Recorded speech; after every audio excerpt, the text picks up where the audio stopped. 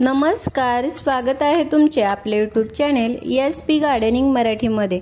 आज आपण या व्हिडिओमध्ये कुंडीमध्ये लावलेल्या या ब्रह्मकमळाच्या झाडाविषयी माहिती पाहणार आहोत। झाडाच्या चांगल्या वाढीसाठी, भरपूर कळ्या फुले येण्यासाठी कोणकोणती खते द्यायची, झाडाची काळजी कशी घ्यायची, त्यासाठी कोणती कामे करायची, या सगळ्या विषयीची माहिती देखील आपण पाहणार आहोत। तर त्यासाठी व्हिडिओ कुठेही स्किप न करता शेवटपर्यंत नक्की पहा। आणि जर तुम्ही आपल्या चॅनेलवरती नवीन असाल तर व्हिडिओला लाईक व चॅनेलला सबस्क्राइब करायला मात्र अजिबात विसरू नका। ब्रह्मकमळाच्या या झाडाच्या वाढीसाठी, भरपूर फुले येण्यासाठी तसेच जास्ती खते देण्याची आवश्यकता नसते।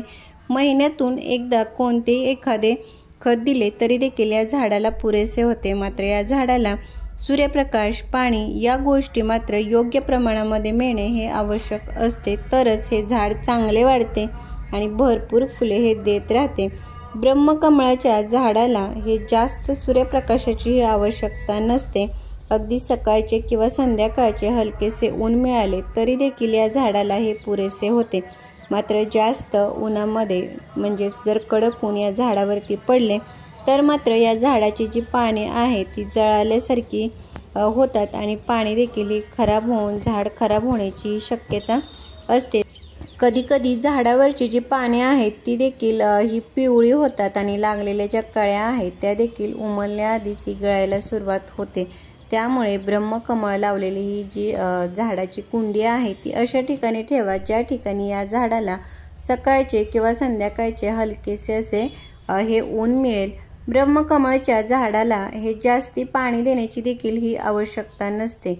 त्यामुळे जेव्हा आपण या झाडाला पाणी द्याल तेव्हा झाडाच्या कुंडीतील माती ही चेक करून नंतरच या झाडाला हे पाणी द्यावे, कारण जास्ती पाण्यामुळे देखील हे झाड खराब होण्याची शक्यता असते। झाडाला पाणी देताना कुंडीतील माती ही वरच्या बाजूची 1.5 ते 2 इंच ही कोरडी होईल तेव्हाच या झाडाला हे पाणी द्यायचे आणि जेव्हा द्याल तेव्हा अगदी शेवटच्या मुळापर्यंत व्यवस्थित पोहोचेल इतपत भरपूर असे हे पाणी द्यायचे। आता आपण या ब्रह्मकमळाच्या झाडाला भरपूर कळ्या फुले येण्यासाठी ज्या 2 वस्तूंचा वापर करणार आहोत त्यातील ही जी पहिली वस्तू आहे ती म्हणजे ही राख आहे।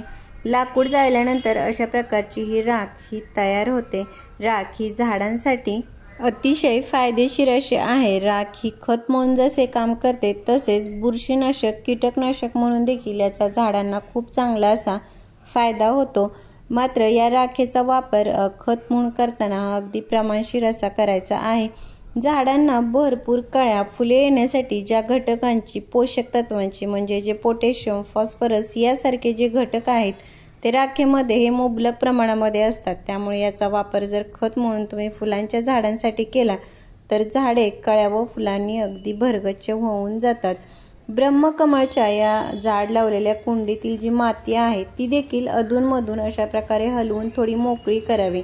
त्यामुळे माती ही भुसभुशीत होते। मातीमध्ये ऑक्सिजन खेळता राहिल्यामुळे झाडांच्या मुळांची वाढ ही चांगली होते आणि आपले झाड देखील हे चांगले वाढते। त्याचबरोबर आता पावसाळ्यामध्ये जर जास्ती पाणी झाले तर अशा मातीमध्ये जे पाणी आहे ते साचून राहत नाही, पाण्याचा निचरा हा व्यवस्थित होतो आणि आपल्या झाडांच्या मुळ्या ह्या खराब होणार नाहीत। झाडावरती भरपूर कळ्या फुले येण्यासाठी आपण जी दुसरी वस्तू वापरणार आहोत ती म्हणजे हे लिंबाचा मी रस घेतलेला आहे। झाडांना फुले येण्यासाठी हा रस अतिशय उपयुक्त आहे, कारण लिंबू हे आम्लधर्मीय आहे आणि झाडाला भरपूर फुले येण्यासाठी ही आम्लयुक्त मातीची गरज असते। त्यामुळे याचा वापर जर आपण झाडाला केला तर झाडाला भरपूर फुले लागतात। मात्र या रसाचा वापर हा अगदी कमी प्रमाणामध्ये हा करायचा आहे, म्हणजे 1 लिटर पाण्यामध्ये फक्त 2 ते 3 थेंब मिक्स करून ते तयार झालेले जे पाणी आहे ते आपण झाडाला हे वापरणार आहोत। याच्या वापरामुळे कुंडीतील जी माती आहे ती आम्लयुक्त होते आणि त्यामुळे झाडाला भरपूर फुले लागतात। आता आपण जी राख आणि हे जे पाणी तयार केलेले आहे ते झाडाला देण्यापूर्वी कुंडीतील माती थोडी हलवून मोकळी करायची। त्यामुळे आपण दिलेली जी खते आहेत ती मातीमध्ये व्यवस्थित मिक्स होतात आणि झाडाला चांगला असा हा फायदा होतो। आता आपण ही जी राख घेतलेली आहे ती एका झाडासाठी म्हणजे 10 ते 12 इंचाची जर कुंडीमध्ये हे झाड लावले असेल तर फक्त अर्धा चमचा एवढाच या राखेचा हा वापर करायचा आहे। राख मातीमध्ये व्यवस्थित मिक्स केल्यानंतर जे आपण पाणी तयार केलेले आहे ते देखील झाडाला द्यायचे आहे। या दोन्ही वस्तू तुम्ही महिन्यातून एकदा जरी या झाडासाठी वापरलात तर झाड हे कळ्या व फुलांनी अगदी भरगच्च झालेले तुम्हाला दिसून येईल। तर कसा वाटला व्हिडिओ मला कमेंट बॉक्समध्ये नक्की सांगा। भेटूयात पुढील व्हिडिओमध्ये, तोपर्यंत बाय।